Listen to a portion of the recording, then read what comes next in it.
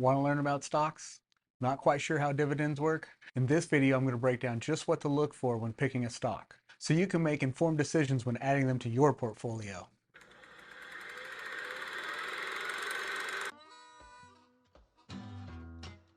Hi, I'm Tom Mills with Mills Financial Services.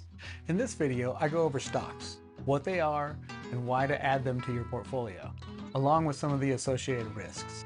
Let's get started. What is a stock? A stock represents ownership in a company, proportional to the amount of outstanding shares there are. In other words, if you own 20% of a stock, you would have a 20% say in what that company does. If you own 51% of the stock, you would effectively control the company because your stock votes would outweigh everybody else's. There are two types of stock: preferred stock and common stock. Preferred stock works very similar to bonds. It has a par value or face value of the stock. It has a call date, the amount of time before the stock can be redeemed. It has priority over dividends, but it does not come with voting rights. With common stock, you get voting rights. You do get your dividends after the preferred stock, but common stock tends to appreciate more than preferred stock. With common stock, you have voting rights. You can vote on things like corporate directors, policy changes, or even stock splits, just to name a few. Common stock does get its dividends after preferred stock. Common stock does tend to appreciate more than preferred stock. Stocks are bought and sold on exchanges. Some of the most well-known exchanges are the New York Stock Exchange, the NASDAQ, and the Chicago Board of Options. The most common way to purchase stock is through a broker or an online broker. A company's fundamentals are what we look at to determine whether a stock would be a good fit for your portfolio.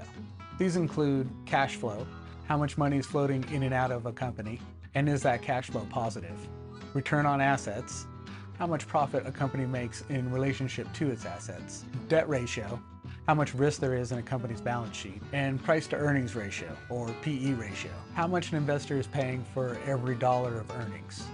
A high PE ratio can signify a growth stock, but it can also signify that a stock is oversold. A low PE ratio would signify a value stock.